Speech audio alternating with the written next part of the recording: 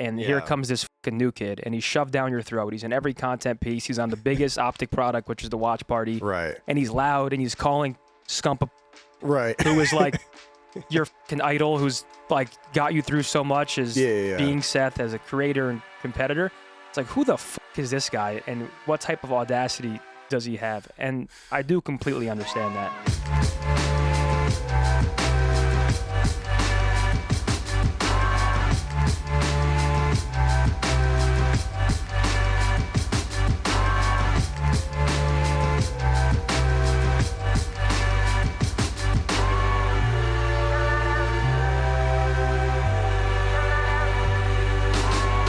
Welcome to another episode of Around the Bar. Today we are talking with Methodz. He is a well-established creator in the Call of Duty space, a retired esports pro, a two-time LAN winner, even an MVP winner, and also just a great friend. He's an OpTic family, and he's played a big role in the in the OpTic Texas team winning their most recent world championship. Today we're just drinking some coffee. Apparently he doesn't want to drink before his big time vacation with his lady, so who am I to peer pressure? If you guys are enjoying Around the Bar, please go support the Patreon. We put the extended ad-free versions of every single episode over on the Patreon, and we're selling some more ads, which is awesome. But also, if you don't like the break in the middle of the podcast, go check out the Patreon version. And also, there's an extended cut, so I think this episode is going to be like an hour and a few minutes, and there's an additional hour, more or less, over on the Patreon. But regardless, thank you so much for clicking. Thanks for tuning in, and please enjoy this episode of Around the Bar with Methodz. What is it? GMZ1. GMZ1 in the building. We're drinking coffee this morning because cheers with the coffee. Cheers. We can do that. You can't cheers with water, but it's early. We're having some coffee. I asked Zen to be on, and he said, "I'm not drinking though. I'm not drinking." I do feel bad, but I'm holding myself accountable. I'm going like a month and a half cleanse before my vacation. And then you're just gonna go crazy on the vacation. Yeah. So if you want, I mean, I'll get blacked out with you when I get back. It's just, we'll have another episode. There are so many things where I tell myself I'm going to do it and I don't, and I'm like, this one I'm sticking to. Yeah. Well, what's on the docket for vacation? Me and Kate are going to Hawaii. Ooh, that should be like fun. It's like our first non-active vacation. Like Italy for Seth's wedding was amazing, but like you're walking around, you're sightseeing. This one, I'm just like, it's my birthday trip, turning 28 somehow. I still remember being like the 15-year-old fat pro that I was the young kid, and now I'm like, dude, what the hell happened? Oh, dude. But this one's just to relax and chill and stress out about not streaming for 7 days. Which is so true. It's pretty much my mind 24/7 when I'm not streaming. Have you ever had what's the craziest like subpocalypse you ever had?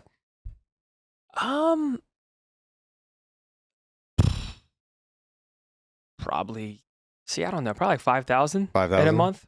I mean, the race to Master Prestige was crazy this year. I got to over 12,000. So by default, the next month.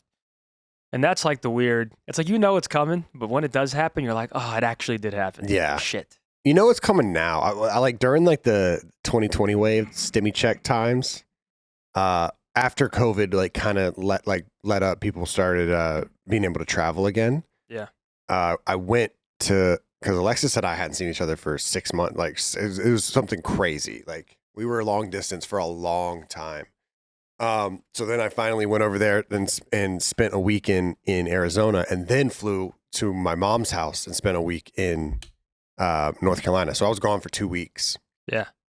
And during that time, we lost 8,000 subs. Yeah. And I was like, that's my only. It was fucking crazy. That's my one and only complaint about being a streamer now is my mind has switched, and I just feel like a fucking useless loser whenever I'm not streaming. Yeah, I feel like a useless loser when I am streaming. Really? Yeah. It's not like a tough spot. To be fair, it depends on like right now. Right now is specifically tough with Call of Duty in the state it's in. As someone who's like a Call of Duty creator, like when Call of Duty's thriving, I feel like I'm thriving. And right now, I'm kind of like weathering the storm. Luckily, GTA RP, Tommy's server comes out tomorrow, and I think that's where I can just like lose myself and genuinely, because I think there's a night and day difference between. Like I think I'm one of those guys you can see right through. Like you can tell when I'm having fun, and you can tell when I'm forcing it. And recently, it feels a little forced. Like I'm just going live because I need to be live, and I'm not really enjoying it. I'm still playing Black Ops 6. Like, come on. Right. Yeah, so, I feel that way quite often. I think that I'm pretty transparent when I'm having fun and when I'm not. Yeah. And I can't remember the last time I was like, man, I'm having a blast. It might have been, dude, it might have been like Elden Ring or something. Like some. That's a game I still haven't played. Elden Ring? But that one's tough because, see, my wish is that streaming is where it is right now, but back when I was in Toronto, when I could be like as loud as I want, I could stream 12 hours every single day, have no one to answer to. I wasn't going to the gym, I wasn't in a relationship, and now it's like a lot has changed to where I feel like I can't stream 14 hours. Like, dude, if subathons were a thing back then, I would have been live for 4 months back then. Four months. Would have been easy. I'm actually producing Nick's Elden Ring stream next week. Oh, hell, it's next week? Yeah, so finally. He's I know, right? The 23rd through the 30th. We've got like an Airbnb and everything. Oh, he's just going to go. He's going to go for it. So that's awesome. I might text you, see if you can stop by. Yeah, no, I'll come through. But that's a game that I feel like it's just, it's a game that you watch people rage. Yeah. Right? Because I mean, I'm going to be terrible at that type of game. I'm going to lose my mind. Yeah. My patience is very slim. So when I do eventually play that, I know it's not going to be pretty. And the same with Nick. I mean, there's no way Nick's going to be frying. So he's going to. Nick's going to be horrible. Yeah. It's going to be fun. But it's going to be so fun. And he's also, Nick is like one of the best ragers. Like, he is, when he rages, it is so funny. And he's going to rage a lot because that game is impossible. Now I'm excited for that. But if you ever want to do something like that, I think people would really enjoy it. Well, I have some plans for, like, I don't want to, I'm still like, I called James the other day and I'm looping in production because I'm trying to think of ways to do something. You know, like, that's pretty much all. I don't want to spoil anything because I am trying to do something cool. Like, I don't want to just do like a subathon, for example, for my apartment. Like, I feel like that is just. Yeah, we're thinking TSC's thinking. I mean, we're trying everything right now to figure something out. But I think we're in the midst of planning. Not like a subathon is like in the sense of like if the timer goes away, the stream ends. Yeah. But more so like we're gonna have a goal, and it's gonna be a very long goal, and we can't get off till we complete it. That's what's important. Is I was talking to James. He's like, I feel like for something like this, you know, you kind of need like an overall goal. Like the race to Master Prestige is a goal. Like, you know, you're tuned in, and as it goes longer and longer, it kind of ramps up because we're getting closer and closer to Master Prestige. So something similar to that, with also a twist. I don't know. I'm still brainstorming. We'll see. You see the leak date? It's like it's the second week in November. We're in for the thick of it. That's what I was worried about because last year the beta was end of August.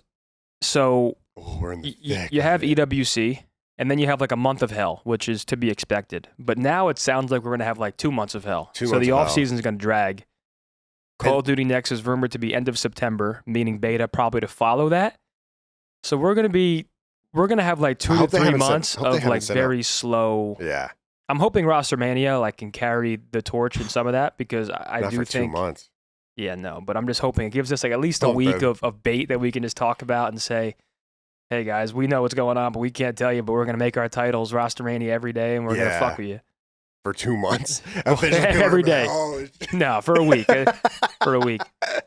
Oh my God, that's going to be, hopefully the GTRP server does well. I'm really excited for that because like that is my, I just love the storytelling and like the storylines and like when we were doing that back when I was streaming in Toronto, it was kind of like must-watch TV. Like that was one of the few things I got genuinely addicted to where I wanted to do that all day.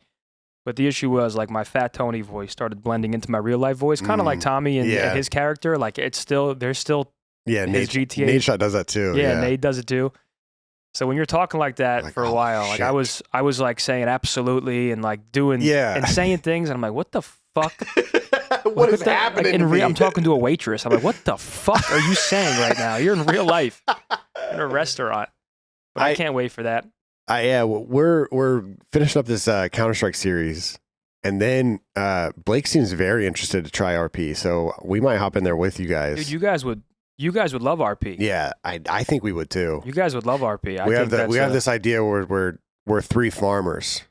I like it. And I'm gonna do a few characters. So usually it's Fat Tony, his cousin Attorney Tony. And you're both of them? Well, yeah, at different times. So whenever a lawyer is needed, I switch characters, and I'm the best lawyer in the city, undefeated. That's good. But now I'm gonna do the Penguin character. So I'm gonna do like my Penguin impression. I'm gonna like based off the show, like, you know, we're going to sell Bliss, you know, Vic, you know, we got to sell Bliss, Sophia, the Falcons, the Moronis. I'm going to try and do like a little Penguin arc just to keep things like fresh and exciting, and hopefully someone becomes Batman. I don't know. I just want to, because Fat Tony and Attorney Tony I've kind of done. It's going to be the same old. It's still funny, but I definitely want to do a little different arc. And anybody can sign up for RP server, or is he keeping it like within his? I'm pretty sure. I think there might be an application process, but usually you have to like pay for priority to like skip the queue to get in. But like, you know, we get whitelist prio to where we can just join. You would probably be the same thing. Okay. But yeah, usually you have to. That shit sounds hilarious. Because it gets, I think the servers are usually capped around like 150 people. Yeah. And if you think of it in like the grand scheme, if you have a poppin' server, that's not a lot of people. Like some people are waiting hours to join in, and dude, if you've never played it, I can't I've even never tell played. you. I've never even played GTA though. Like, it is some of the most. Neither did I. See, I'm like, the funny part about me is I can't shoot. I'm like the worst shooter in GTA, but that's my thing. I'm letting it sing, and I just hit 0 shots. Like I just start shooting and I die every time. But GTA RP just really, it's like acting. But, you know, sometimes you turn your webcam off and you're just your character. The one downside to it is I feel like the chat interaction you kind of lose out. Like you're not really, like my main thing as a streamer is talking to chat as much as I possibly can. Like I thrive, like I make it a point that if you come in my stream, I will talk to you directly. And I like that like kind of personal feel. And luckily I'm in a position where, you know, if I had, or luckily, I don't know, if I had 50,000 viewers, that changes. You know what I'm saying? Yeah, like it's very different. But I feel like I have like a personal kind of connection with my viewers to where every time I meet someone in person and they're like, yo, I'm so-and-so from chat. I'm like, bro, fuck yeah. Like that's that. Like I genuinely know every single person if they introduce themselves that way. So that's cool. But that's the one thing you kind of miss out because like you're in a story, right? It's kind of like a campaign, but it's not because there's other real life people involved. Right. And can't like break character. It's awesome. Yeah, that sounds so fun. Dude, it's the best. That sounds so fun. I definitely will have to try it.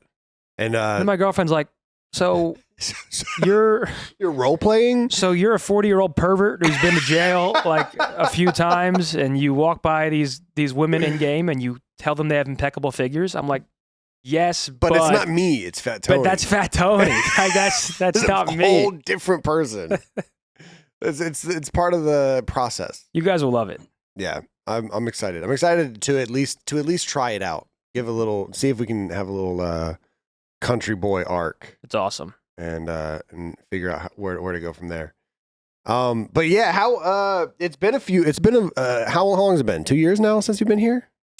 Joined the OpTic during the MW2 season. Yeah, so it was February, 2 Februaries ago. So I guess we're approaching like 2.5 years. Yeah, 2.5 years, man. Time really like what the hell? Time is one of those things that I'm one of those kids who overthinks all day and night, and time is one of those things that genuinely really fucks with me because like I think back to that time when I joined OpTic, for example, and I'm like, there's no way that was 2.5 years ago. Like that feels like last year. Like I'm remembering memories and things, and I don't really know how it happens that quick, but it's been long. How was the initial transition? Because I ask everybody who has retired, that if they ever had time to grieve themselves retiring, to grieve their competitive career. And it seemed like you retired on a Thursday, you were here on Monday. Well, you actually got to see a little bit of behind the scenes. Yeah. Like that day when I retired in Boston, I almost chickened out because, you know, me and Seth were talking, you know, we were discussing. I'll give you a very quick summary in case somebody hasn't heard. I feel like I've talked about this a million times, but the plan was me and Seth were going to retire at the end of the season, and then we'd start the breakdown and we'd do the watch party together. And Seth jumps the gun. He didn't tell me until we were going to scrim OpTic that day. And I'm like, yo, why the fuck are you guys late? I'm texting Seth. And he's like, check Twitter. And it's his retirement video. And I'm like, dude, you're an asshole. Like... I didn't know that happened. Yeah. So then he's in my ear, like, you know, and I'm also seeing the watch parties getting 100,000 viewers. Right. I know this is where I want to be long term. It was a tough situation where it's like, you know, I still love competing and I want to compete, but even more so, I want to solidify myself in a position where I'm looking out for myself long term. Like I want to go, like I have this opportunity to where if I jump on it now, things are going very well over there, and I feel like I could add to it. Is the way I thought about it. I was like, I'm just gonna do it, man. Like sometimes this opportunity comes knocking a little earlier than you anticipated, but I jumped all over it. In terms of grieving, it did happen quick. I feel like I was in Boston one day and here the next. And I think there was like an initial high when I first joined to where I didn't really give a shit about that because everything was new, everything was fresh, right? Like it was all positivity, it was all love. And then I think the first major we went to, and I saw like my former teammates, and I'm watching the players on stage. I'm just like, damn, like that. Yeah. Like it is tough to say goodbye to something because you also had like a bias, not bias, but like you were rooting for the Boston boys that whole first year. It seemed like. Let me just say it how it is. Yeah.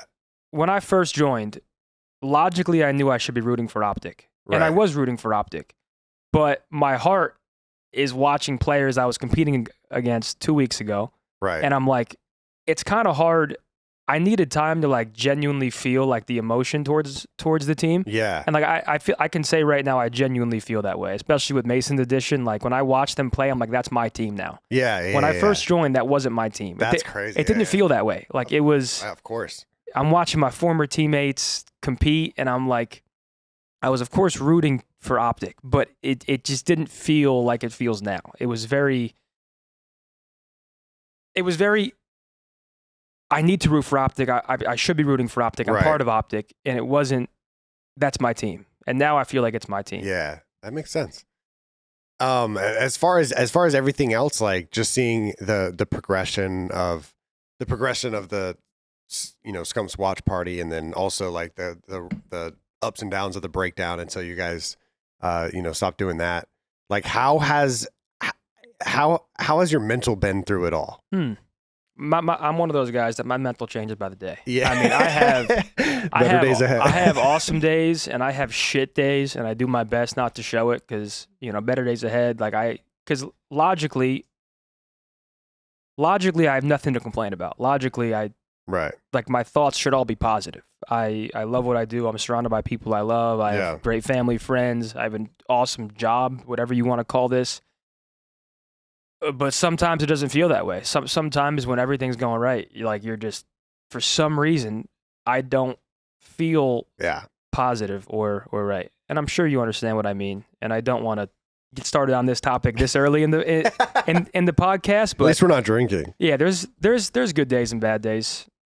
But as far as the show and the identity of the show and like what the big role that you play in it, like, are you comfortable with it? Yeah, the watch party is amazing. And I feel like now I can finally say, because I do think I've gotten a little bit of hate, and I wasn't expecting it, but now I'm kind of numb to it. Like hate's kind of like leg day, where once you first start getting hate, or when you first start doing legs, you can't walk the next day. Yeah. And I can't lie, like that was pretty paralyzing when I first started getting hate, because I've gotten hate for being a player, and that's like, okay, I played like shit. I understand why I'm getting hate. Right. When they start bringing like your personality into it and they start going with their agendas, that's when it hurts a little more. I'm like, damn. Yeah. Like it just hit a little deeper. But now, once you get hate for long enough, and once you do legs for long enough, the leg days start becoming, you can walk the next day. And now I feel like it kind of does roll off the shoulder. Also, but in OpTic history, it seems like all of our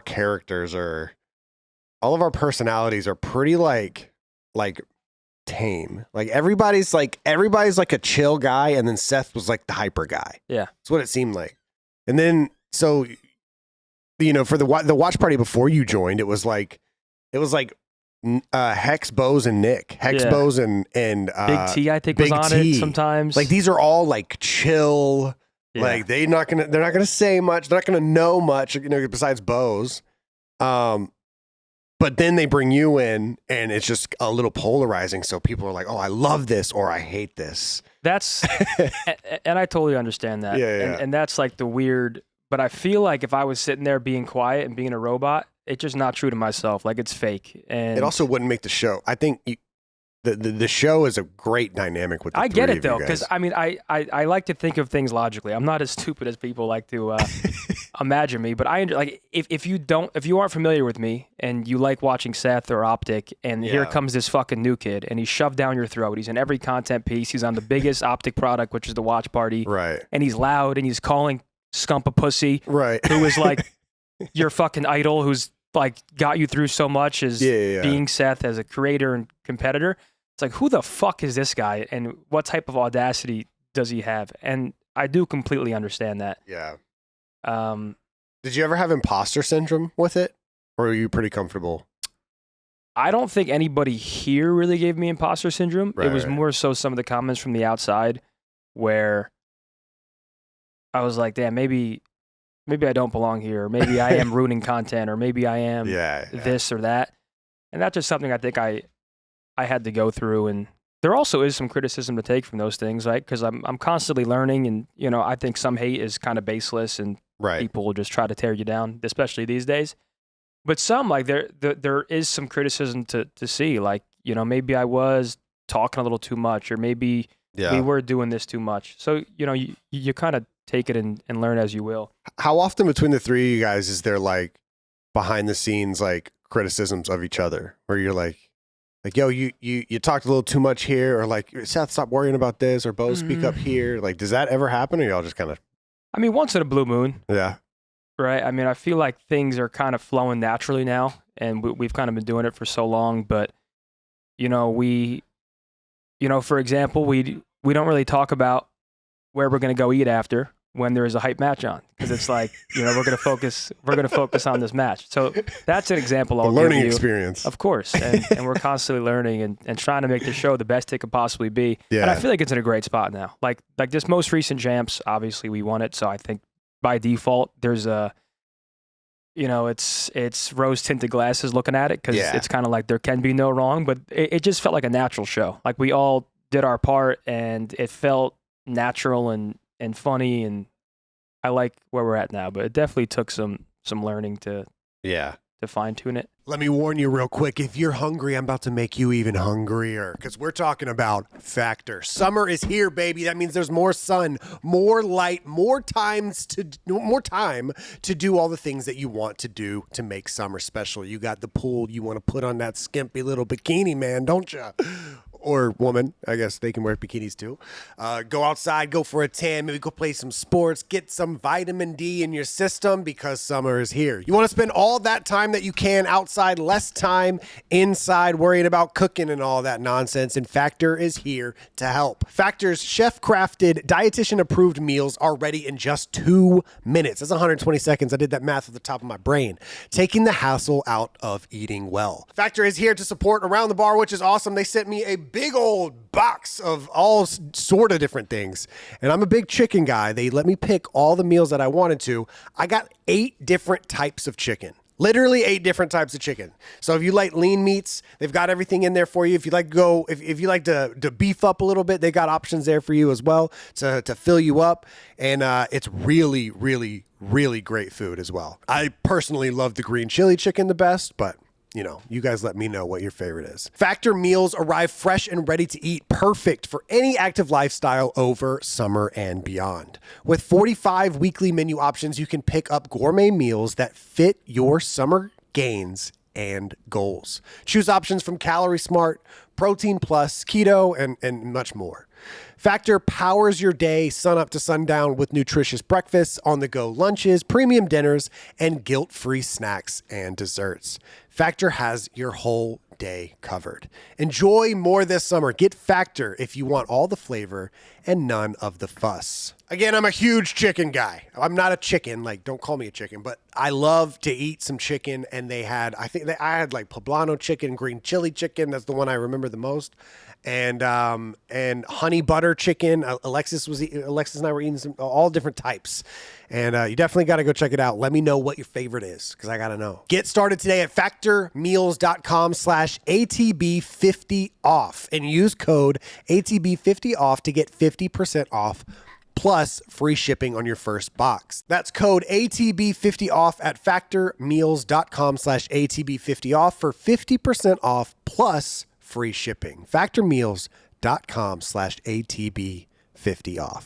What is the dopamine levels that you get from watching during the watch party in comparison to playing? Not like what's more exciting, but what are the differences between it? Well, when you're playing, you don't really get the dopamine until maybe the match is won or like you win a tight map, but it's a lot more. You don't really have time to be stressed when you're playing. Like because especially it's such a fast-paced game where like your mind is moving a million miles per second, trying to figure out what the play is, what I need to pick up. It's just you're intuitively playing. It's all intuition based and repetition based. And when you're not playing and you're just watching like we do now, you're seeing everything like a chessboard. Right. You're like, why the fuck are you doing that? But that player, while they're doing that, doesn't realize what else is going on. So it's a very different experience. And now that I feel like OpTic is my team and I'm like watching and genuinely rooting for them like I'm essentially playing next to them, it's a lot more stressful than maybe when I first joined. Yeah, that's now I'm like, come on. Right, because every second is another reason to stress. Yeah. Whereas like you don't really stress. It doesn't seem like as a player you're stressing in the moment. Well, now it kind of affects us too. Like when they went 0-18 as a watch party, like that was kind of hell because no, it wasn't even the watch party. It was everything. It was every social media post, everything. I would tweet out a TST stream or a video that I had made, like a personal video that I had made, and people replied to it. Go like, practice. Like shut the fuck up. Tell Shotzi to practice. I'm like, what? Like it seemed like it affected. I know it affected obviously the main channel. They were freaking out the whole month. I mean, the comments when we're 0-18 and losing is just, it's all negative, which I completely understand because how can you be positive at a stint like that? But we're just sitting there live on camera.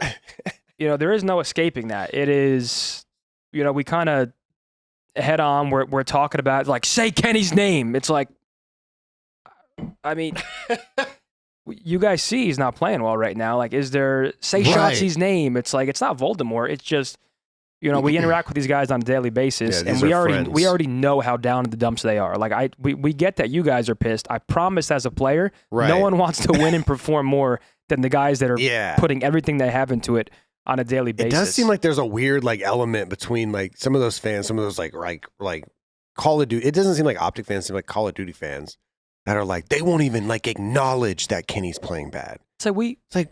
What the fuck do you want? Do I have to tell you the sky is blue? Like what do you want us to say? Like we know, but like it's a tough one because we are OpTic members, and it's not like we're going to sit there in front of 80,000 people and say this guy needs to be dropped, man. It's like there's a certain boundary to where once if you're a part of the team.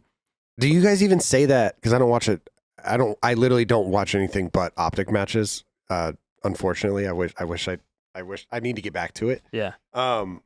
But do you guys say that for other teams and stuff? Like if somebody's really shitting the sheets. If it's really bad, yeah, but it's usually, as a former player, I like to think I have like a code. I don't like calling players out specifically just because it would have hurt me if people were doing that to me. Like, I don't want to say so-and-so is really bad. He needs to be replaced. It's more like, I think this team should maybe consider making a change at this point. And it's said in a lot nicer tone rather than individually calling out players, right? Yeah. Because at the end of the day, everybody, me, Seth, only person that's on the watch party that hasn't been a former player is Hector.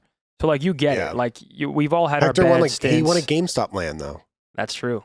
2v2 something. Phenom. Some bullshit. He was playing on that Xbox 360 stand that Matt Craig has. He was playing on that. But that's like, that's what I still struggle with now. And I feel like I'm getting, I wouldn't say harsher, but a little more open about these things now and like talking about players individually because I am a creator now. And it's like, if you want me to talk objectively about Call of Duty without bias, I kind of have to be able to talk freely. But then the other part of my brain's like, dude, that's a friend of mine. That's someone I've had so many conversations with. So it's so hard to like break that barrier between like the player code and what I should be doing now. Did you see yourself doing stuff that you were like, man, why are people saying that about me? Like Nameless and Study are ragging on your gameplay. Yeah. And now you're doing it. And you're like, fuck. Yeah. I don't I never want to be the reason, like, because I've heard stories where the flank talks about people and they get dropped, and it's like that would fucking hurt me if I'm feeling guilty, if I'm very outspoken about a player and it actually happens, and I'm like, damn, maybe I aided in that because there's this huge narrative publicly now. But that's just what it is now, man. I mean, we kind of have to take it by case by some situations are so blatantly obvious to where like if we don't say something, it's like, do you guys even care to be a reliable, credible Call of Duty heads? You know what I mean? Yeah. And that Kenny shit was so random and weird because that's one of the best ARs in that one was hard to understand. Human history, and he's just has a really bad go of it. So you try to. We're like, oh well, eventually he'll come around. Yeah, of course, and that was like a genuine thought because of course you think Kenny's going to come around and start playing well, but that team just was going through a lot, and luckily we found ourselves in a good place now. Yeah, and the public sentiment is obviously. There's a lot of people out there that are upset. They feel like they should know every single detail of everything that's happened. Yeah. But I think how we dealt with that situation as a org, I think it's perfect because obviously if everything that had happened during that 0-18 time had happened in Black Ops 2, Killa would have streamed the whole thing. It would have been somewhere. It would have been on someone's vlog. It would have been on someone else's live stream. There would have been an Xbox party chat 90-minute call that would have been leaked on the timeline. And it just would have been ugly and like not necessary. And luckily everything worked out. Ken's in a good spot. AG's in a good spot.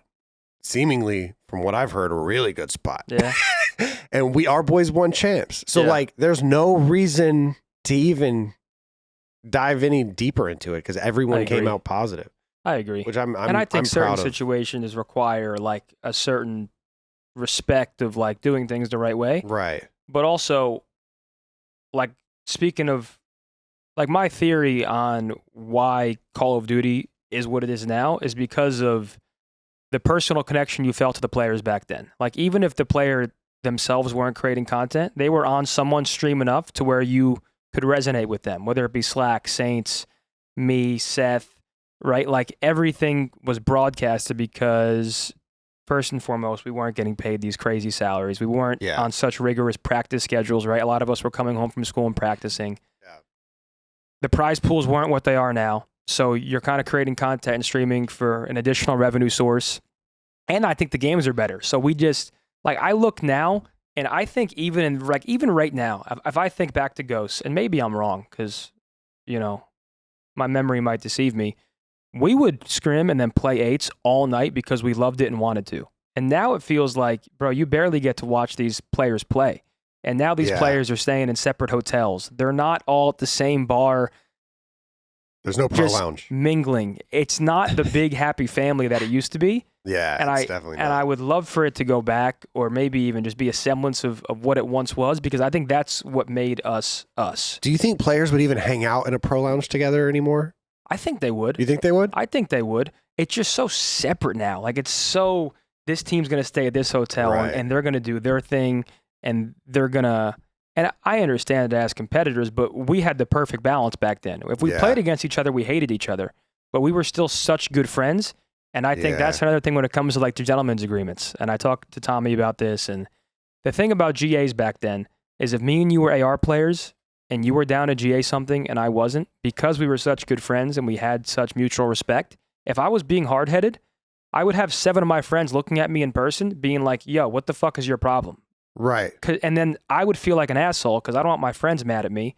So there was like a certain respect level that I don't think players have anymore. I think it's so selfish and team-centered and player-centered, whereas before there was so much mutual respect and love that you would come around quicker or you would be a little more The first GA I ever remember happening, because it used to just be bans. Like when Ghost came out, the MSBS was literally banned immediately. I think that's the name of the gun. It's like that 4-round burst gun or whatever. It was just unbelievable, and it was going to be 8 of those in the map, so they just banned it. Yeah. But before then, Black Ops 2 is even before then, but Black Ops 2, the first GA I ever remember was the Sentry Gun GA. I'm sure it happened in Black Ops 1. I'm sure it happened in MW3. But like before then, it was like, it seemed like there was like literal bans on the MLG website. But Vonderhaar was like, I remember the first week of League play, I was playing Domination with Shock Charges on Express. So Vaughn wanted as much in the game as possible, and he kept Sentry Guns in because you had this, like, remember the black, was it called a black hat? It's like a little thing. It was a little thing. I remember this because they would bring us into play test. Yeah. And I remember it's such a weird thing because I do, especially now, I understand the developer side. This is their baby. This is what Yeah. But as a competitor, you view it so differently. So when they're saying, and we're like, bro, we're 16, 17, 18 years old. We're kids. And when they're saying, like, you're just calling it gay. Where it's like, they're like, no, you got to tell us, like, what's happening. I'm just like, dude, no, I don't want to play with it. It's like Methodz use shock charges. I'm like, dude, I'm straight. Like, I'm not throwing that fucking shock charge there. But now that I'm where I am, now I'm like, dude, I miss that. Back in Ghost, we play with thermals and smokes, and these players would never. And I'm like, we need to bring that back because there was some semblance of strategy to Call of Duty. You had to counter. You had to use EMPs to break this. You had to use this perk to plant the bomb. Otherwise, you were going to get killed by the thermal watching the bomb. Those things need to be back. Sentry guns, I understand GAing something like that. Big Timer OpTic used to cap a flag, and Big T would put a sentry down and camp behind the sentry. It was unfucking killable. And then everyone would throw trophies around his sentry. So you're trying to EMP it, you can't, and Will is just cleaning you up behind the sentry. Yeah, and you had in a black hat in order to, like, hack the EMP or hack the trophy system, you had to point it. Yeah, it's like a little thing you kept in your pocket, but you had to have line of sight with the sentry gun. Yeah. So you pop out to try to hack it, and then Big Timer kills you. Yeah. That's the thing. I feel like I just think GAs used to be a lot more reasonable, and they were used to actually GA things that should have been GA'd, or at least you understand why. To make the game more fun. Now everything is up for debate. Like, they almost GA'd the knife this year. And I'm like, guys, like, there are certain things that can't be touched. If there's an OP weapon to where there's 8 on the map, okay, that's a good discussion. The FG-42 in World War II, that was so OP that even the ARs who were using it and dominating like me, we're like, okay, yeah, we'll get rid of this because it is making the game less fun to watch, less fun to play. Now it's so team-centered. It's, will we be a better team with or without this thing? And that is the only thing that matters. They don't take into account the watchability. They don't take into account how other teams feel. It is all so selfish. And I just wish at the bare minimum, the GA things will be limited to things that genuinely should be up for debate. Yeah. And that's kind of where I'm at with the conversation. I feel like how GAs are done now aren't like that how they're done is so, like, outdated. Well, like, my idea now is there are so many former pros now retired. Yeah. Me, Seth, Zuma, etc. I do think we could put together a decent committee to actually non-biasly put our thoughts together. I say that, and then the other side of me is like, if Shotzi fucking comes to me and says, Zin, we cannot have that in, you know what I'm saying? I'm just like, fuck. Shit. I think I'm trying to eliminate this bias, Ant. Let's come up with an idea. All 12 teams get a vote. Then we have 4 representatives that get a vote. And 1 community vote as the tiebreaker. I think, like, we can dream, man. We put it on Reddit and we let them poll it out. The issue is I just don't think these players give a fuck. They would just go by. They would be like, yeah, sure, we could do that. They make a lot of money now, and they're all trying to win, and they're all looking out for their livelihood, which I do understand, bro. Because there's nothing worse is, like, as a player, if things aren't going well, it's a very volatile thing where, you lose. None of us really went to school. We don't really. Luckily, I have my stream now. Thank God I got benched by Ultra. But a lot of players just have competitive Call of Duty, and they'll do everything they can to make sure that they keep that job. And who can blame them for that? Right. I just wish there was a little more open-mindedness around growth in, like, because we need to do our part, especially when I don't think there's slack picked up from the big, the guy up top. Right, of course. So we need to do our best to make this game thrive. Yeah. And put all of our cards on the table to put us in the best spot. And then as long as we're going out there and doing everything we can to grow it and make sure it's a good product, no one can blame us. We're doing what we can. And hopefully, if we do that, there's also the argument to where the developers might be a little more receptive to, like, being open and helping us more. if we meet them in the middle and we start using things that they want to see, and there's at least, because right now it's players' way or the highway, right? If developers say we want this, and the players are going to say yes or no, and that's what it is.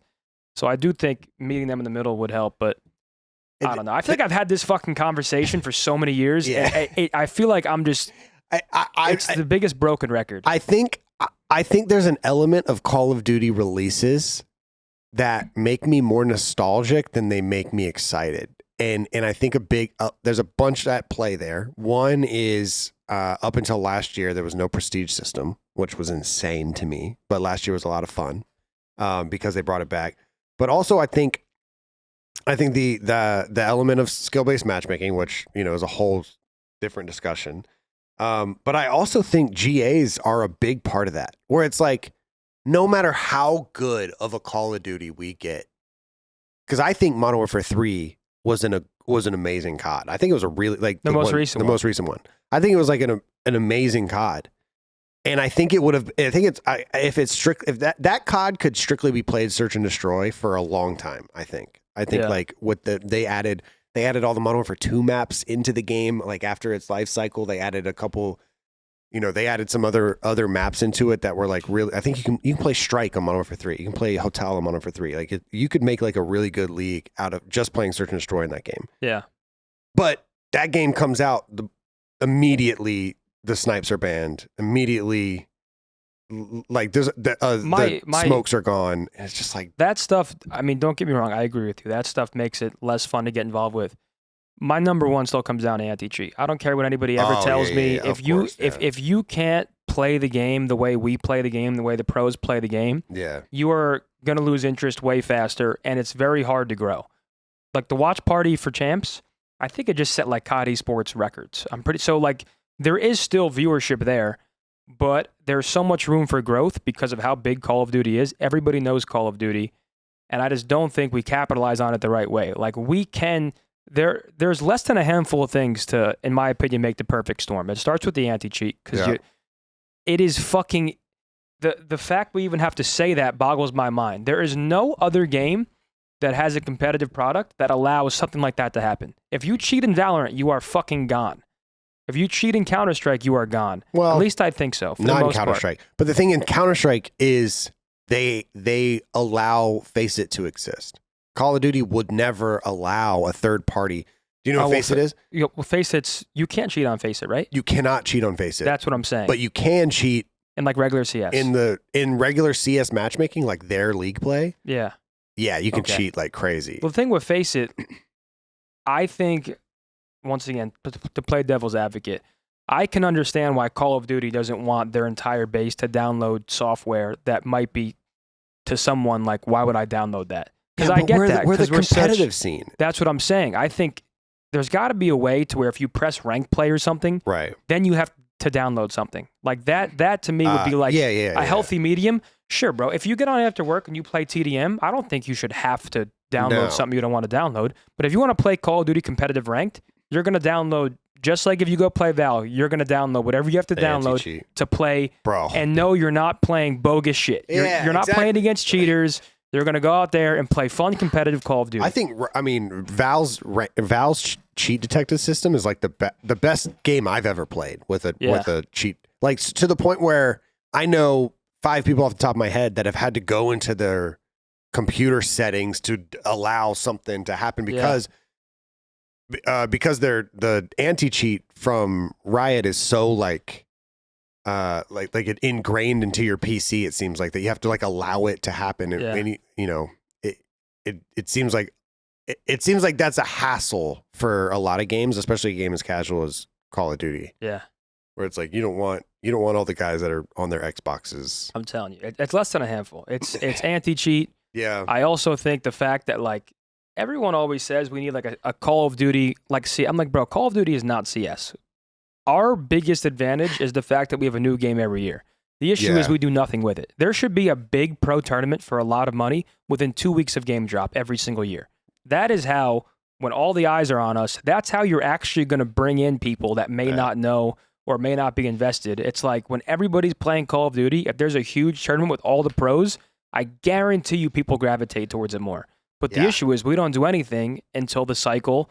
Everyone leaves Call of Duty.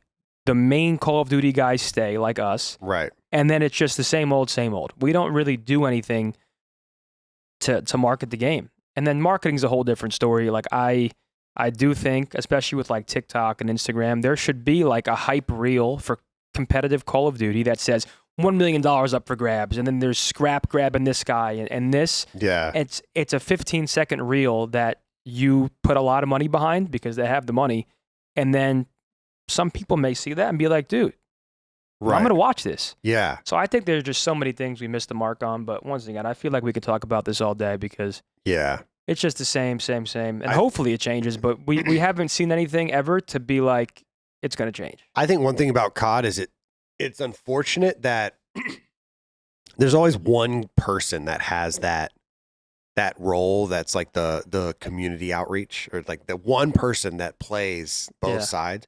Because for the most part, it seems like Activision is just this faceless ghost. Yeah. Like fucking Snoke, like up in the clouds, and you can talk to them every once in a while through a mediator, and they give that mediator, and that person gets crucified by the public. Yeah, I mean, still, like when they're like, dude, Daniel Say sucks. Right. I'm like, guys, do you really think Daniel Say has a fucking say?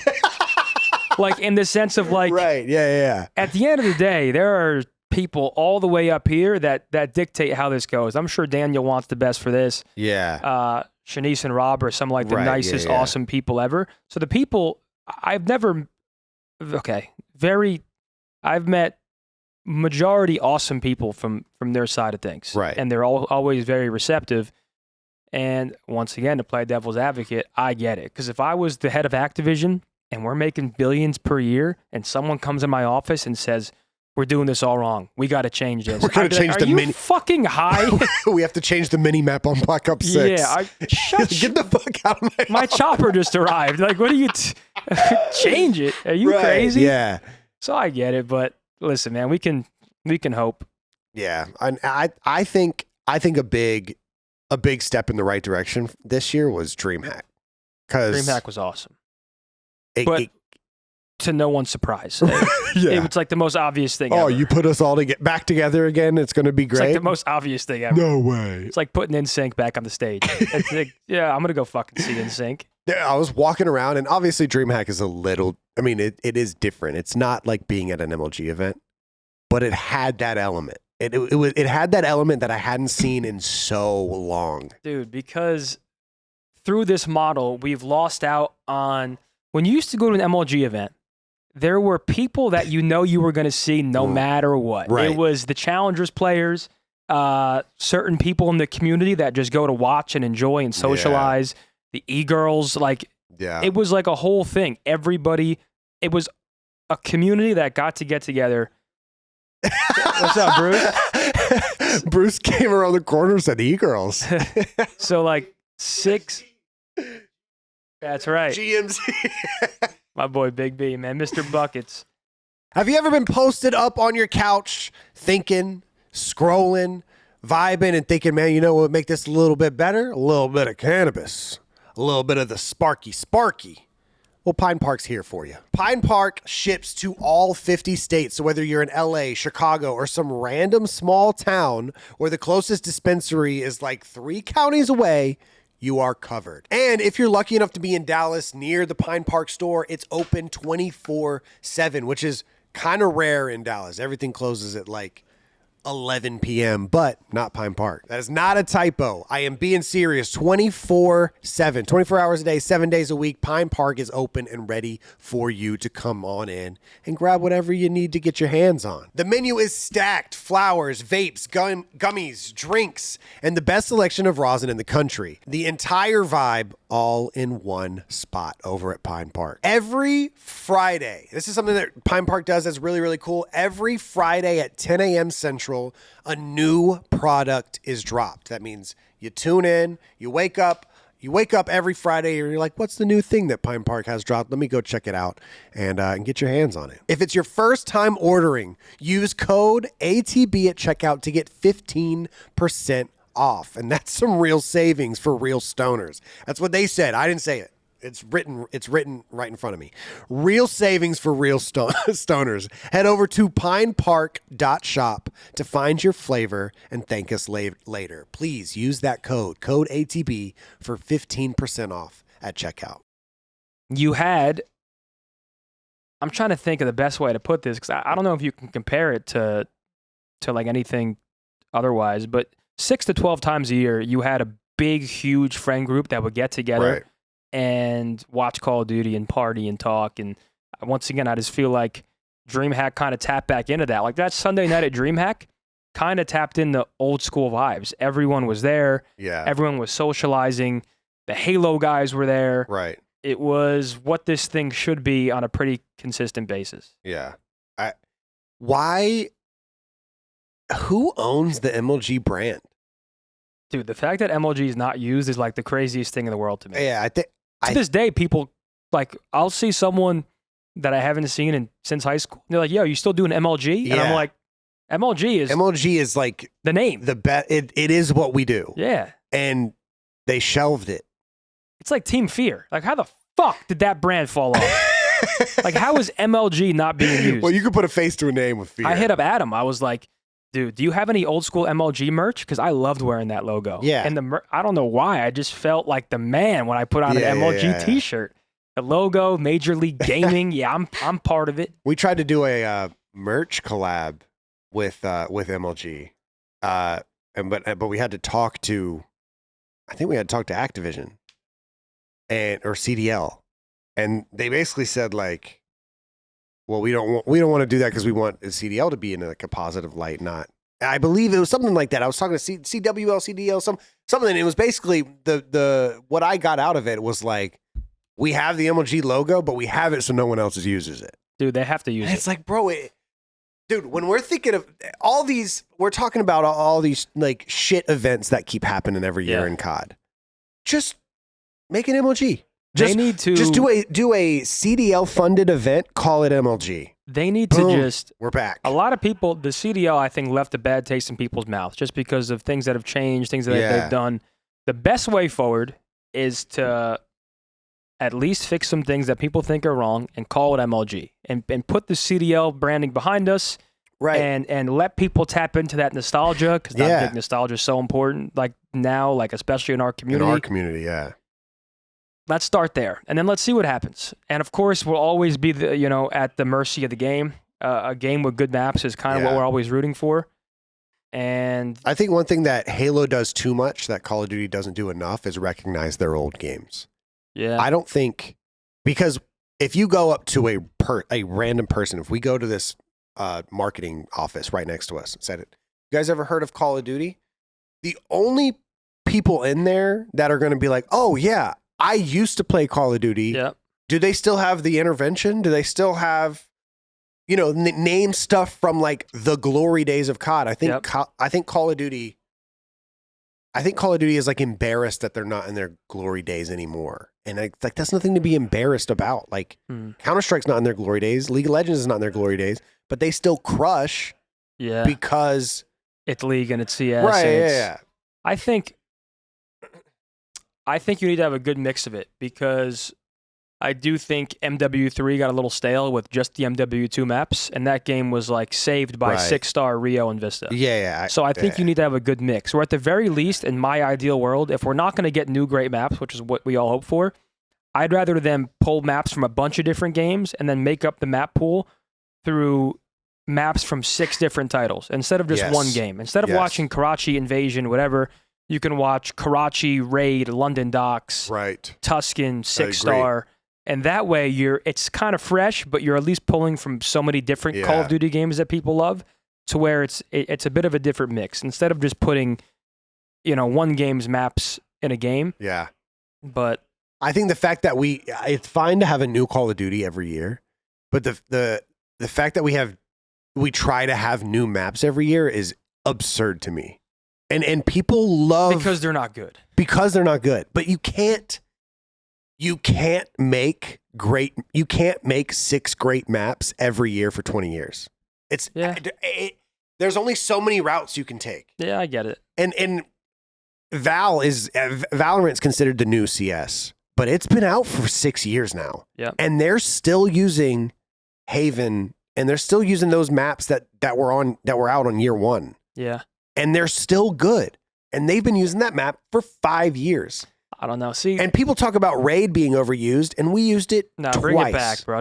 We used it twice. Keep Raid in every year, because at this point, Raid taps into nostalgia. It's a great map. It's good competitively. Yeah. At this point, I've lost all hope in like these So new have I. maps. Just bring back our fucking bangers and let's play them every year. Just have 5 maps. I do hate comparing to like Valorant and CS though, because I just think there is a big difference in our game. Like those are inherently competitive games. Competitive was the forefront of design, and you know if you're playing that game, it's competitive.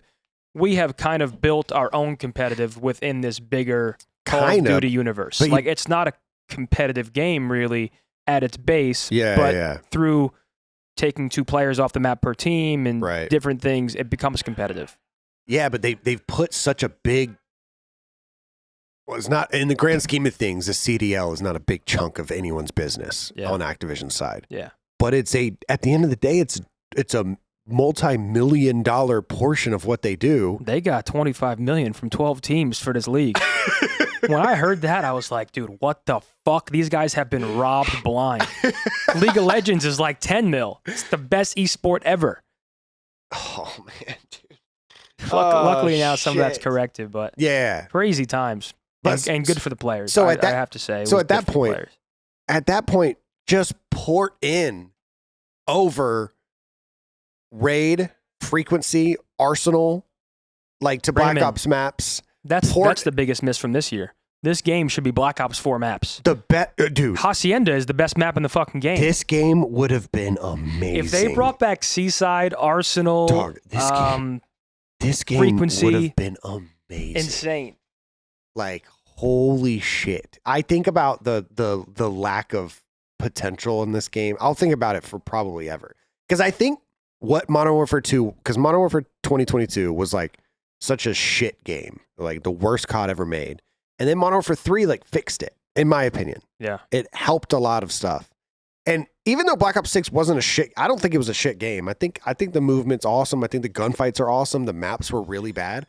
I'm thinking that Black Ops fluid. I think Black Ops 7 might be the Modern Warfare 3 to Black Ops 6. Does that make sense? Like, I think it might tweak a few things. I don't know where they're going with that. Like, when I saw the trailer, unless I knew it was a Call of Duty trailer because the tweet I saw said Call of Duty Black Ops 7 trailer. If I was watching that raw and like just watching that show, I would have had no idea that was a Call of Duty trailer until the very end. So I'm very curious to see where they've always been good at that. Like their cinematics. That's one thing I wish Call of Duty did is like, Valorant and League, they do these little like skits, like these 10-minute mini stories. Call of Duty can do some dope shit like that. We just don't. They've always been good at that, but I think that is one thing that sets apart Call of Duty is like for Val and for Apex. I'm sure for League of Legends, I don't really watch it, but like you can kind of get attached to like the story of the game. Like even though it's have you watched Arcane? I haven't watched it. Oh my god, I watched Arcane. It's one of my favorite shows ever. It's animated. Yeah. I didn't know a single thing about League of Legends, and I still don't. You don't have to, but if you watch that, the characters are awesome. The animation is awesome. It is such an awesome watch. In League of Legends, still, I have no idea what's going on, but I will watch World Finals. I will when Faker's playing and I know and people are tweeting, I'm going to go watch. Just to see I have no idea. It's like I have no idea what I'm watching, but the casters make it fun. Yeah. And chat's going crazy, and I just want to be a part of it. Yeah, of course. So I don't even need to know what's going on. I just love how awesome it is. So I see why it has such a big base and why people really gravitate towards it because it's apparent when you watch it. You can feel it. It feels like there's like that element that's not there in Call of Duty. And it's not always character based because Black Ops 4, Black Ops 3, they were sick having characters. Like I think like who's running this, who's running that. Yeah. It didn't really feel like Call of Duty, but like there was an element that I enjoyed about that. Yeah. You can't really make make a skit with the characters that we're using in Black Ops 6 because I don't even know their names. Yeah. I have no idea what characters are in Black Ops 6. And for what it's worth, I love Call of Duty. You love Call of Duty. Yeah. I feel like a lot of things are very negative around it, but I promise you it's always coming from a good place. Whenever you complain about, because I don't complain about Call of Duty nearly as much as I used to. And it's not because it's gotten better. It's because like what am I like? I'm putting energy into it that I know the passion for Call of Duty and for what we do goes so far, and then it hits such a wall that it's like, and you don't even know who's behind that wall. You don't even know who built that wall. I just think I'm fair. Like I will scream from the rooftops when things are well and they do things the right way. Of course. But I'm also going to be fair and continuously complain about things that should be fixed. And that's I just never want anybody to hear like, Zin, you're shitting on Call of Duty. It's like, man, without Call of Duty, I wouldn't be here. This game changed my life. Yeah. I'll never lose my gratitude for that. At the same time, I just want to see it be better for the next generation and for us who have to or choose to watch it and make content around it. But yeah, we can talk Call of Duty all day, but I'm down to move on if you are. Yeah, sure. Even though one last Call of Duty thing, it just came out. By the time this episode comes out, this might already be like old news. Yeah. But they're bringing coaches back for EWC. Yeah, I'm not sure. I think my opinion is half popular, half unpopular. I just think the way the game has evolved and with how much goes into it compared to like the way we used to play back then and scrims, you back then you would just leave a scrim if you didn't want to play it. And it was a lot less structured and professional. I just think with the way the games have gotten easier to shoot, movement similar. The skill gap has lessened a lot more than I would anticipate, and I feel like communication is a big skill gap, in my opinion. Okay. So I feel like letting coaches talk mid-map save players that don't have good communication. Like I think nowadays being a pro, you need to be well-rounded. I think you need to play the right way. You need to make good decisions. You need to communicate effectively. And I feel like allowing coaches actually bails players out in a certain aspect. So I'm not a big fan of it, but I swear I'm open-minded. If we watch it and it's well and it goes well and it actually proves me wrong, I'll be the first one to say I was wrong. This is fucking awesome. I just struggle with how little skill gap we have now, if it's the right call to let JP or Damon be like, yo, Ant, you're making the wrong play, because I feel like that's part of the game. Like the mistakes are what we talk about. But like, you think JP would go in there with no codcaster? He can't see. I mean, he's watching what the players are watching. Do you think he would be able to be like? Yeah, I mean, I hope so. I think any player in 2025, with how much they watch and micromanage the game already, they should be able to in real time be like, yo, you need to rotate right now. Whereas if you don't have that, that player may hit old scrap time, fuck up spawns, and now you lose the hill. Whereas sometimes I think you're going to see less of that now because your coach would be like, yo, get back now. Yeah. You're blocking the spawn or something. You think JP would have said, Shotzi gets that 4-piece on Hacienda, he says, don't go for the 5th. Don't go for the 5-piece with one of the best clips I've ever seen in my life. Don't stop. Stay in hill. I hope I'm wrong, though. I don't want to be the guy that... I actually think it might fuck some teams up. You think so? Yeah, I think some coaches are going to be ass, like, at that would communicating. Be surprising. Maybe. But I think most of the coaches now are former pros. I don't see Clayster having bad communication. No, I don't Clay. See Shawnee for Boston having bad communication. I don't see JP or Damon. I don't see Crowder or RJ. I don't see Shane or Sender. Like, these are all players that have done it before, and I struggle to see... Bro, it's just going to be so Looney, hype, bro. Like... Looney back on stage? Like, come on. Listen, we'll see. Give me something. I'm hoping... Listen, I hope I'm wrong.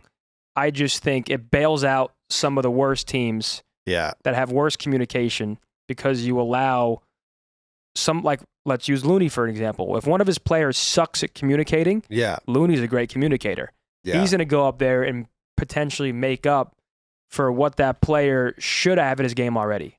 Is the way I see it. I don't know. And I hope I'm wrong. We'll see. I think that shit's going to be fun. I hope the players have fun with it. Obviously you're in kind of a little bit of a strict country, so you can't go too rogue. Yeah, no. you can't Mr. X it. You can't. Mr. X was I mean, dude, watching old clips of him is fucking... Whatever Aches would say, he would just say it louder. Yeah. Methodz, you're nervous. Methodz, you're fucking nervous.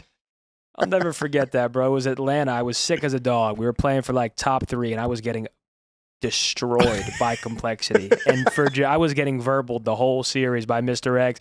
Methodz, you're nervous. Just nonstop. Like, shit. It's hilarious. Damn, I am kind of nervous. Hopefully I'm wrong. Yeah, I'm excited to see how it how it plays out. Esports fans, I know you like esports. I know you like OpTic. I know you like League of Legends and Counter-Strike, you little nerds. It's time to level up your collection. Go to collectorsenvy.com. Discover rare memorabilia like signed jerseys and exclusive trading cards, also exclusive drops that people have forgotten about, some vintage stuff maybe. Buy, sell, or bid in exclusive auction systems that are designed just for collectors within esports. Connect with over 800 passionate members and growing in the thriving Discord community. Whether you're hunting for that one legendary item or you're just looking to trade with fellow fans, collectorsenvy.com is your ultimate destination for esports history. Join the conversation, score some legendary finds, and find your next iconic piece in just a click away. Go to collectorsenvy.com. What's the most nervous you've ever been playing? Like, what series, what map was the most where you actually felt it and you were like, fuck, like I gotta probably when I was like really younger, I couldn't even give you like an actual match. Okay. Whereas as I got older, it's more so anxiety, but like the good anxiety to where like if it's a round 11, game 5 versus Thieves, there are certain situations I look back on and I want to fucking dive off my balcony. And this and this is one of them. And it's the 5-5 Vanguard at Champs, first round. Yeah. Round 11 versus the eventual tournament winners. Right. And the whole chant's going, let's go Thieves, let's go Boston, let's go Thieves, let's go Boston. And your heart's beating, but it's that good beating. It's not nervousness. It's just let's fucking go. Like this is the last one. And it didn't one. end in let's fucking go. It ended in oh my God, fuck. I can't recall last time I was like, damn, bro, nervous. I can't. I know I'll go through my whole life never experiencing that, which is tough. But that's why I can't imagine. Esports is such a blessing for people like me because think about it like traditional sports. Unless you go pro, maybe you're a college athlete, but once you're 21, 22, it's done. There is no way to replicate that feeling of playing at the highest level. Yeah. Slashers getting that feeling at age 30. Like, it's such an awesome luxury to be able to, like, have those high-pressure competition situations. Yeah. Like, they say athletes die twice, and I know esports players aren't technically athletes, but, like, it does feel that way because now... That's a great... I've never heard that saying. I have yet to figure out a way to replicate that feeling of winning a round 11 on stage. Yeah. It's borderline impossible. There's no sub-train or a hype stream moment that's going to replicate the anxiety and bliss and like the culmination of all the emotions of being on that stage and playing in front of thousands, hundreds of thousands. That's probably why people make fun of like there's a stigma and a stereotype around like high school athletes. Yeah. Because when you're the high school quarterback, you feel like the fucking you're man. the fucking man. I couldn't imagine. You get that for a one fall season. That's awesome. And then you're like, now my life blows. Now I want to fucking die. That's the athletes die twice. Their athletic career died when they graduated high school. Yeah. And so they reminisce about varsity season high school for the rest of their lives. Because they have nothing else to... Yeah, because like... playing at LA Fitness is not going to replicate that feeling. Yeah, you can be an amazing athlete, but unless you have that platform to somehow compete, like you'll never feel it again. And it's that is a pain that I am glad I never experienced. And I'm sorry you did. But like you're doing fucking well. I'm so grateful for like for having the opportunity to do it though. Yeah. It's trying to think of it in the right lens where it's like I could have like that is a fucking dream to be able to do that for how long I did it. You know, since I'm 15 years old to like have those experiences. The whole thing is like it's like a fairy tale. Like to travel the world and do what we did and still do for so long is like the biggest luxury. Yeah. And I'll never, ever, ever be ungrateful for that. I'm a very nostalgic person. Yeah. And some people think that's a bad thing. I'm like, I have some of the best memories ever. Why would I not be nostalgic? Like I love thinking about the Columbus Land League. As long as I'm not doing it unhealthily and like really living there, like and I think I'm fucking happy with what I was able to do and see and there's a experience. I watched a documentary with Ronaldinho. He's a soccer player, like my favorite soccer player ever. And they asked him like what do you think of when you think of soccer? And he said, there's not a day goes by where I don't think about a packed stadium. Not a day goes by where I don't think about playing on a packed stadium. And I'm like, and he's been retired for 15 years, 10 years or some shit. And it's like, damn, like that's got to ache. Like there's got to be an aching feeling there. Like, but I don't know. Just anyway, we can move on. How's business been going? Better days ahead or whatever else you got in your back pocket? Everything's going. I mean, this drop, we did it during champs and we won champs. So by default, this of course did great. But this is the style of clothes that I've been like, we need to make this style of clothes. And this is exactly like the minimalistic, different colorways. Our drop before that did miserably. Like I talk about this on stream all the time. Our drop before that did terribly. This was like a huge makeup and going forward with this theme is what I'm excited to do. So Better Days Ahead, it's doing well. It's one of those things where like, is it your baby or is it something you like doing? My stream is my baby. Streaming is your baby. Streaming is my baby. I have a different feeling when it comes to like my stream community and like what they've done for me and the to be able to have that safety net and that fallback that's so supportive. Like that's my baby. Better Days Ahead is something I love to do and I'm happy to do it because it just feels a lot better than throwing Methodz on a t-shirt and selling it. Like this is what I wanted to do. Like, and it's so genuine for me because whenever I got dropped from a team or things weren't going well, my dad would say Better Days Ahead all the time. Like that was before I even got involved. It was Better Days Ahead. So this is like natural to me. I resonate heavily with the mental health thing, and it's. Where does that come from? You don't mind me asking. Mental health? Yeah.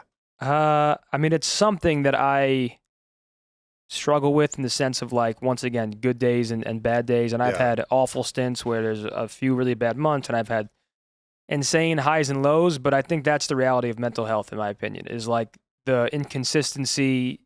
Sometimes even when everything's going right, it feels wrong. And sometimes when everything's going wrong, you feel good. And it doesn't really make a lot of sense. Yeah. And especially in this community with the way things are going, like being, I was a very overweight kid and, I got the brunt of that from, faceless accounts. And luckily I've some days I had thick skin and some days it got to me, but like I completely understand it and the inconsistency around it. And I feel like, especially being in the gaming community, it's such an awesome escape for a lot of people to escape those things that might be going in family life or real life or school. And you can go make friends. And I just think life can be pretty fucking dark. So it comes from you. Like, yeah, I mean, it's, I'm not a part of a mental health company for money. Like, and that's no, I'm saying the passion for men's mental health in general. Is just comes from your own experiences. It's not like a family, friends. It's just something that you're involved in. There's nothing worse than feeling like lonely or less than or depressed or your friends go out for dinner and you don't get the invite. Like there's a lot of feelings that suck. And this is a way to spread like a positive message because better days are ahead. I truly think that. Yeah. Everyone's on their own timeline. Like it might take a week, a month. Some people struggle to get through breakups for a year. Some people get over it in 2 weeks. Everybody's on their own timeline. But I do think through it all, better days ahead in the sense of like, you just got to keep on going. Yeah. And like something I do think of is I do think you need to do your best personally with your mental health. Like you have to do your best to do things to take care of yourself in the sense like if you're struggling mentally, and you treat yourself like you're struggling mentally and you lay in bed all day, it's going to get worse or it's going to stay the same. Yeah. So like, I'm like, do little things like brush your teeth, load the dishwasher, go for a walk, like do these baby steps that will eventually hopefully compound and you'll start feeling better. But this is just a way to spread a positive message to a community that I grew up in. Yeah. But also, so when sell dope shit. Like, I want the clothes to look cool. I want people to wear them. So I want it to be this perfect storm of like, you have a positive outlook and you get some awesome clothes to wear. And we do give, money to charity off the sales. Yeah. I try not, like, I don't tweet that. Like, I don't want to sell clothes because I don't want to, it's the weird part where I don't want to sell you clothes because I'm giving back to mental health. I want you to buy the clothes because you like the message it's cool. Yeah. And then you think it's cool. And an added plus is that we give back to mental health. Because then I feel like weirdly, it would never actually be this way, but I can see how it would be that way if I was like 10% of all of these sales go to mental health. It feels like I'm using it as a way to personally gain and get sales, when it's truly not that way at all. It's just like we want to give back. So like we're partnered with the Anxiety and Depression Association of America. We've donated to suicide prevention. Just trying to do our part the right way and sell dope shit is basically where we're at with it. And that was already a thing, like when you was Anti-Hero's the guy who you work with, Brandon. Yeah. Brandon. Was he already doing that, or when you came in, they did like 2 very small drops when I noticed it in like 2019. Yeah. And I was like, yo, let me get involved. Like I'll market this to, let me be at the table and be a part owner, and we can all do this thing together. And they were like, hell yeah, let's do it. And I mean, it's gotten better and better. And they were already doing the charity stuff? Or did you? I didn't know if y'all brought that. I think so. Okay. I think they were doing the 10%. I think. I could be wrong. That is dope. Well, it was a long time ago. I've always said that you and I should do something together. Yeah. When it comes to that, like some sort of event, some sort of like stream or some, sort of collab, because, obviously that means between the two of us, we probably donated like $300,000 or something like that to suicide prevention. Yeah, it's insane. We've donated a good amount, and we love it. I mean, but we've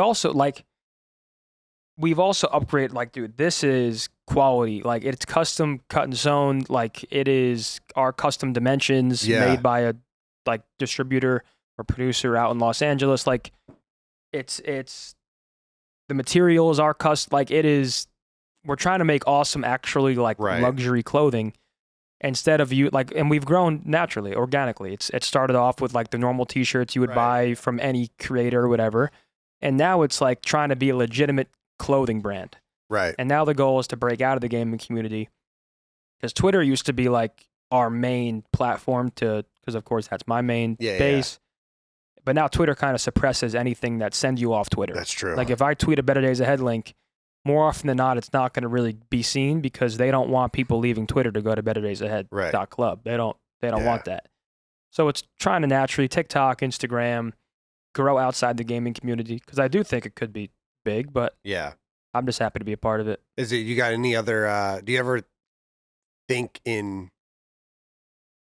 have any other business opportunities that you try to capitalize on, or I've been thinking, because I do feel like that's one of the things we should be doing more. Is we as in OpTic, or we as in creators in general. Like I see what Hector has done and what he's able to build. I see what Nadeshot's done, what he's able to build. Obviously people like Jake Paul, Logan Paul, those are obviously very mega stars, but they've leveraged their brands to create some cool things that people really get down with. And I think that's actually like the true way to financial freedom is to start something and sell it. Yeah. Right? Like that's whether it's a mobile game, or I've thought of doing like a tomato sauce brand, like something like trying to keep it organic. Yeah. I don't know, but I do feel like that is the way to get to those extreme levels, is to start something and grow it and sell it. And I'm constantly thinking, but I think with